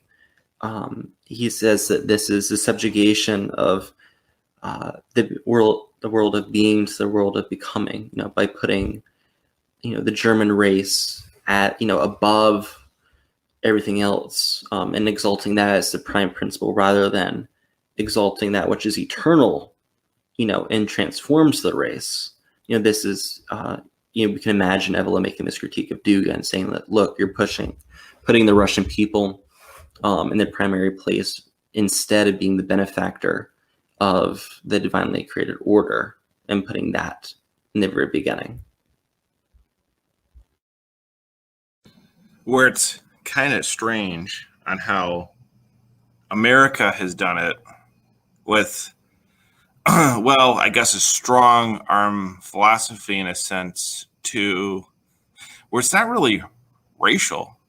It's more so, well, it's not even, well, I guess in a sense it could be egalitarian, but in another sense it's like, well, we're bringing the West to you. You're going to like it or get out. It's that American superiority complex, and it's not even racial. It's not even, it's commodities. It's based on economic theory and capitalism, to where we have a real ego problem with that. Why aren't they accepting of democracy? Well, we're not a democracy. But, and then the very fundamental nature of us having that America first or egotistical mindset, to where, we're acting in a manifest destiny capacity. So in a sense, I guess God's chosen in that sense, but it's more so on a commodity basis, and we're commodifying that rather than racializing it. That liberalism does that. Yeah. And And real quick before you jump in there, Rose. Yeah, that's a very materialistic way of looking at it, and it is a it's the worship of material objects as being the highest truth. And it's sort of this idea, and I've seen this idea promoted even by a few on the dissident right, though certainly not most, which is that, material gain or material prosperity is somehow evidence of goodness. That, well, it's working well, in the present tense, in a material way.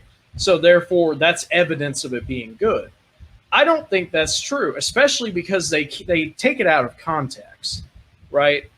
And I see this most commonly applied towards America and towards the more Americanist factions within the dissident right. And really, they are completely leaving out the idea that America is a virgin continent that had all these resources before anybody landed there, before any ideas landed there. And it's a great irony that these people who are so materialist will then say that it was the ideas of the people and not the material resources of the continent itself that gave America its wealth. I just find that very ironic, or the industriousness of the people that settled there. It's just such a great ideological irony that they push so hard in that direction. Yeah, I just wanted to hop in a little bit because you were saying, JP, about American expansionism, and foreign meddling. It's about democracy and capitalism. Except the funny thing is if you look, your democracy means the people vote. We don't let the people vote. We put in, I even say we because, want to get away from this idea that it's America doing this, because it's really powers that don't care for America and want to see America dwindle.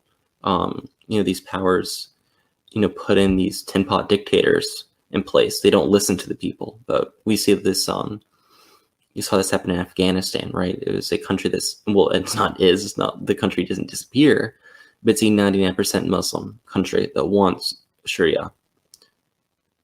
So then why was there a government that was having pride parades? No one voted for that. If they voted, it would be shut down immediately, right? That's not democracy. Now, I'm not a fan of democracy, but, if it was democracy, you would be seeing a Islamic republic in Afghanistan, but you didn't. That's because it's not democracy. It's a top-down order. And same thing with capitalism. It's, capitalism is, if we take it as kind of definitional, being a free market, we don't see capitalism being expanded anywhere else. Rather, we see a bunch of mega corporations that are heavily subsidized by the government, like Amazon, McDonald's. People don't, take the time to think that they pay no money in taxes. They get a bunch of subsidies by the government. They are quasi-government agencies. We don't think of them as nationalized industries, but they basically are there. They have no existence independent from the U.S. federal government. So, this is kind of the do-goodness argument says, oh, look, they're spreading democracy and capitalism. Well, it's really a top-down, authoritative governmental structure that's imposed upon people against their will. And it's a quasi-socialistic economic system that's imposed. Not to be the defender of capitalism and democracy, but it's really not what's being imposed. Settle down, Bernie Sanders. But there is, there is that. The theme is just, it's so prominent. And you said something about we wouldn't have much of a problem with Sharia law being imposed if it was voted in. Which is okay, because we wouldn't have a problem with communism if it was voted in. It's No. I'm saying that the idea that America is exporting democracy is false, because if it was democracy, then Afghanistan would have had Sharia law 20 years ago. It wouldn't have to wait for the U.S. forces to be kicked out. Right. And I was saying that it's not capitalism that's being imposed, because what companies are showing up there, well, it's Amazon and it's McDonald's, and they're at this point basically government-run agencies. So it's more of a socialism than a capitalism that's being imposed. Yeah, and I mean, in a sense, Islam kind of embraces a caste system in of its own right, because there's the different denominations of Islam, and I know this is going to relate to what I guess you would call, Rose, the kind of like the godfather of traditionalism in a sense, Gurnan, which Sufi Islam is a whole different aspect, a whole different, well, I'm not going to say animal, a whole different part of Islam that is, different from the Shiite, the Sunni, the Baha'i, and I don't know if there's other derivatives out there, so forgive me. But there is also a sense of it, like him having that capital T traditionalist stance on it, taking the hard position on it versus, I guess what you said with, we wouldn't be there for 20 years if they weren't subjugated to quote unquote democracy. So that's just interesting in and of itself, because it gives way to, them having completely different outlooks on us, as Dugan has different outlooks on us as Americans. So with that highly individualistic mindset, obviously the other cultures around the world just don't see it that way. And that's, infects itself towards different cultures, different belief systems, different religions.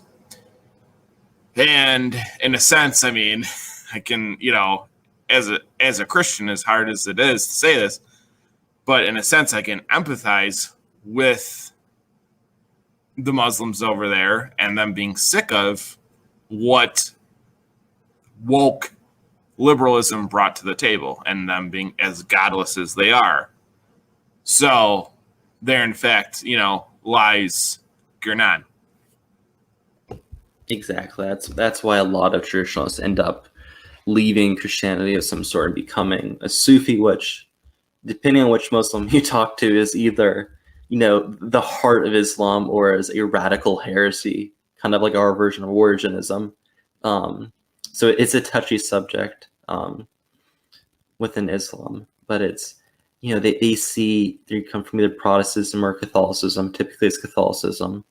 And they see their society, going the way of, all sorts of, the decastizing, I guess, to coin another phrase tonight, of society. And there's no more hierarchy anymore. There's no vocation. You're not called to be anything.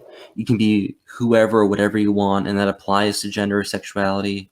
Right? All these things are negative, and they're saying, and then they look that, like, I thought my society was Catholic. I thought it was Christian. But what's happening here? And they look over to the Middle East, into Indonesia. And fun fact, Indonesia is actually where most of the world's populations of Muslims are. Middle East is only about 20 to 30%. The rest are Indonesia mostly. And they see that because of the opposition the Middle East has had with the West, and with the West going the trajectory it is with social liberalism, due to that political opposition, the Middle East has maintained a lot of socially conservative values. So because of that, because of this political divide between, the West and the Middle East, it makes Islam a very attractive option. So you have people like Gurnan that converted to Sufi Islam, people like Frithjof Schuon also converted to Sufi Islam. So it's interesting how a political divide created kind of this trend of a lot of traditionalists going the way of Sufis. Yeah. And sort of that trend, right, of really old school Orientalism in the West. And it manifested in many different ways in the 19th and early 20th centuries. But you had sort of the more cultural one where, it was kind of taboo. So you've got in the Victorian era these paintings of these, scantily clad women, but it's okay because it's in the East, where this is just how things are, the portrayal of this decadence on one hand. And then on the other hand, you've got people who view it as more traditional, like these capital T traditionalist schools that embrace it. But this began much earlier. Guénon, actually, I believe he got a lot of his following on that from Arthur de Gobineau. And I know we had talked about him a little bit, Rose, one time. I don't know if you had asked about him. I don't know if you ever ended up reading anything by him, but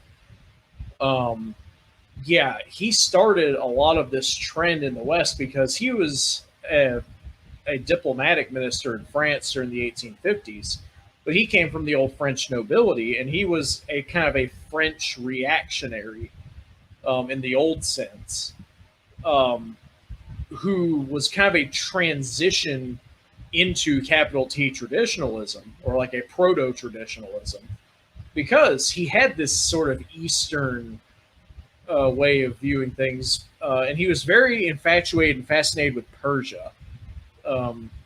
He was on diplomatic mission to Iran a lot in his later years. He picked up a lot of Persian ideas and customs and started studying their traditions very heavily. And then learned a lot about the Indian caste system as well. But he saw the French Revolution as being this uncasting, if you will, of France. He actually portrayed it, and he was also a very early biological racialist, because he talked about how the French Revolution was kind of a Gallo-Roman uprising against the Frankish nobility, which, while it is a bit of a typecasting and doesn't fit exactly, there is some element of truth to that. He speaks about, and mind you, this is a person who would have been alive during this time period, very young. Talks about people with blonde features, being killed for looking like nobility. Things like this in France during the French Revolution, which was undoubtedly a blatant example of uncasting and of destruction of both small and capital T tradition in France. So he was kind of a very early starting point for the school of philosophy.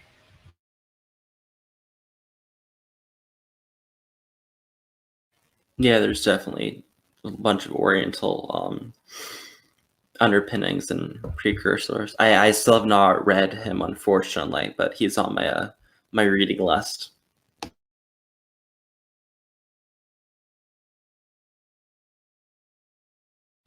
Well, I guess JP don't have a rant on that one, so I guess I'll find something else. So talking about Sufis as being in the chat here as being Muslim monks. Yeah, the monastic tradition. That is an interesting idea, and honestly, monasticism is something that I really don't have a very good understanding of. I know hesychasm is often seen as being an alternative to Western rationalism in the Orthodox tradition. I know that it's often kind of seen as being an alternative to the hubristic attempt at understanding God. So I don't know if y'all have any greater wisdom on that subject than I do, but I'm curious to hear it. Well, St. Gregory Palamas, St. Joseph, and then the father of the monastic order or monasticism would be St. Anthony the Great. All had, obviously, as the church fathers go, all had various ways to go about it. Saint Joseph, I think, being the most prominent when it comes to the hesychastic tradition. Saint Gregory Palamas propped it up, and obviously Saint Anthony being the progenitor of the monastic order and finding a way to combat Gnosticism, rationalism, isms abound, low T traditions. It being that life, that logos, that prominence, that, and I'm going completely pro-Orthodox here, being that Eucharist that is just uncanny, that is just untouchable, because obviously God is. But there's something that the West just doesn't give itself within the answer to the East. The hesychastic tradition and the monastic tradition gives that life that, like both of you guys said, is innate in all of us, is innate as either a hibernating bear or a roaring lion. And I mean that in the sense of, obviously, both of those. I guess I picked two predatory animals. Sorry, Darwin, but screw you. There is that sense that there is, the sleeping bear is such a good metaphor because you got to poke the bear and it wakes up. And then once it wakes up, it's roaring. It's mad because you woke the bear up and it's mad. Time to eat. And then, once you got a roaring lion, well, that roaring lion's got to kind of calm down and humble itself, right? So in a sense, you have both those animals, but to get into a point where, obviously, to break away from the animal mind into the human mind, that puts us above animals in the hierarchy, in the natural order. But in a sense, the hesychastic tradition takes that animal nature out of us, throws it away, death to the world, passions are gone. So with that, all those isms running around, running amok, doing God knows what, gives way to us becoming more familiar with God. And I mean, hesychasm in and of itself is, in its most fundamental sense, prayer in practice. You're getting to the point where prayer is so essential, and that hesychasm is speaking to you. Well, it's God speaking to you, but it's also succumbing to those virtues and becoming those virtues and knowing that you're a part of something else. You're a part of God.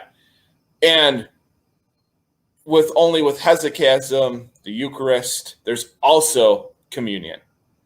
You need to be in that mindset, in that communal mindset. And believe me, there's some weeks I'm better at it. There's some weeks I'm not. And I'm not the church going type either. to where you get to that point and you're like, yeah, I'm there. That's my mind.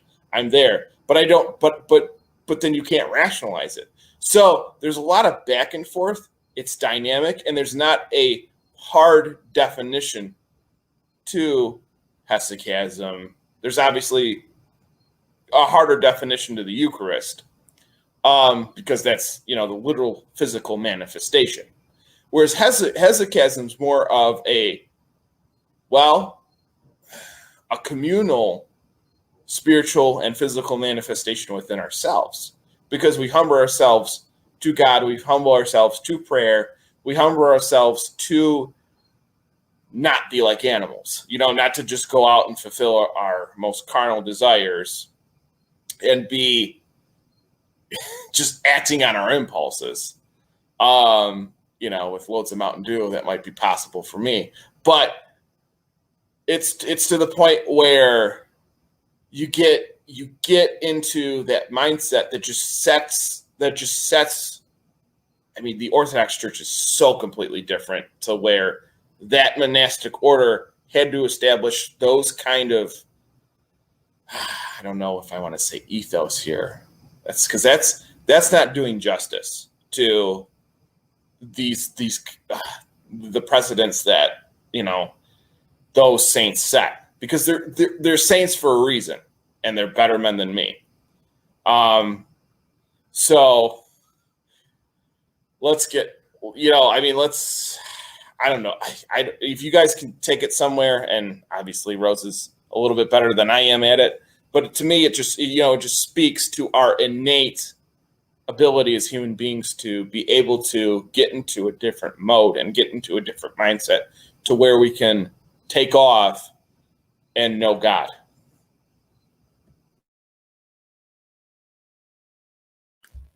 I really shouldn't be speaking about hesychasm, if I'm perfectly honest. Yeah, I mean that was just a quick question because I had very little understanding of it, mostly because it kind of connected with what was going on in the chat. So yeah, that makes sense. But once again, it's almost like by asking some of these questions, I'm making a statement. And so just because of that, I really don't even want to do that in that case. So this is a topic for another time. But anyway, now that we kind of derailed in a sense, we've talked about traditionalism in religion and Christianity specifically, and how they're compatible. We've talked about traditionalist politics and how they vary, and how they manifest, and just how those sorts of things blend together. I guess by discussing the lives of these philosophers and writers, we've sort of had a rudimentary history of the traditionalist school, going back to its earliest foundings in the 19th century. So is there anything else that we're going to try to cover now that we're at the 2-hour mark? Just to tickle the fancy a little bit. I think that there might be, an obvious truth, an absolute truth, and big T traditionalism points to where, like Rose said, there's that mysticism to the Sufi end of the spectrum when it comes to Islam. Well, it's interesting to me because it's like, why would somebody who's Protestant or Catholic go and do yoga? What are they missing? Where's that mysticism coming from? Where's that wanting for more mysticism, albeit not the proper one, but that hunger? Where does that come from?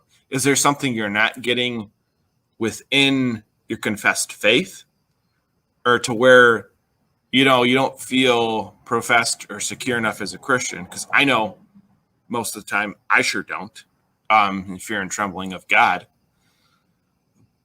But as to say, as we say as Orthodox Christians, that we're unworthy of God's love, but God loves us so much that we don't know how worthy we are of his love. Yeah, I mean, that's a lot of hesychasm right there. And to open it up even more, it's like, why is that mysticism missing? Where is it? Is it in low T traditionalism? Is it in uppercase traditionalism? Or is it something more ascendant than what we are? And to me, it's like you're always trying to replace those empty parts of your soul, your spirit, your being into what? What are you trying to contextualize it? What are you trying to manifest within yourself as to look to something else for those answers?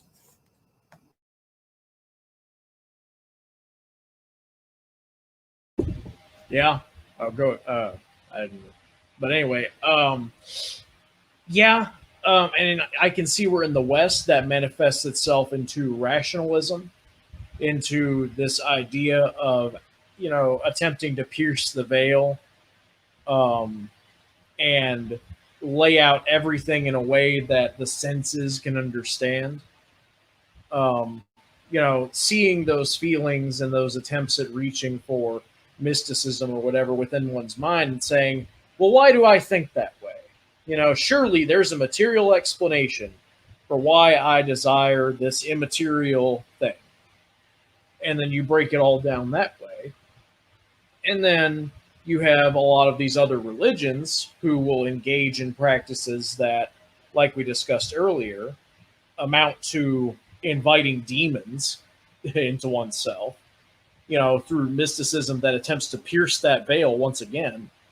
And what I'm seeing with hesychasm here is it is a kind of prostration of one's intellect before God, and sort of an opening up and saying, Lord, I don't know.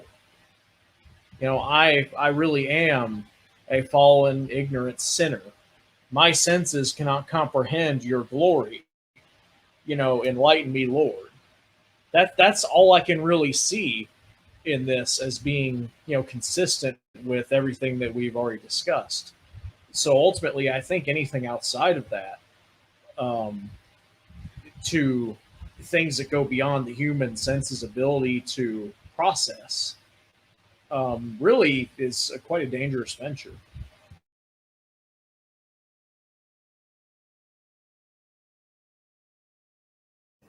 I mean, yeah, St. Paisos always rings true with this. And he was hesychastic for sure. But, he saw it through and he really brought it to light. So I'll say this as a prayer to close. O Heavenly King, the Comforter, the Spirit of Truth, who art everywhere and fillest all things, treasury of blessings and giver of life, come and abide in us and cleanse us from every impurity and save our souls, O good one. Glory to thee, our God, glory to thee. In the name of the Father, and of the Son, and of the Holy Spirit. Amen. Amen. Amen. So, I'm hoping we didn't cut Rose out with that, because oh yeah, Rosie. I wanted to make sure he didn't have anything else to say. No. I think we covered a lot of topics, and we went into fairly good detail with each of them. So I'm just very happy. All right.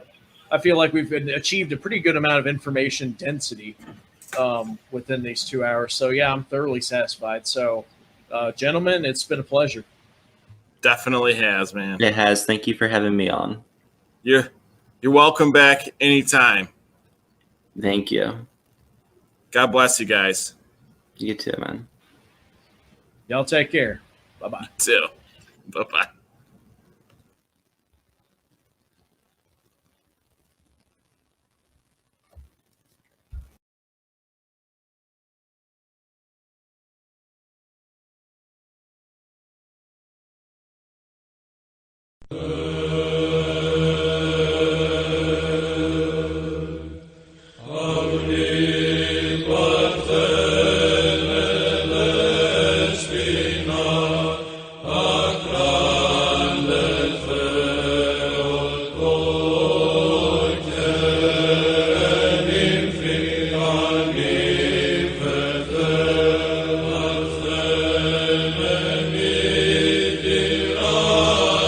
Son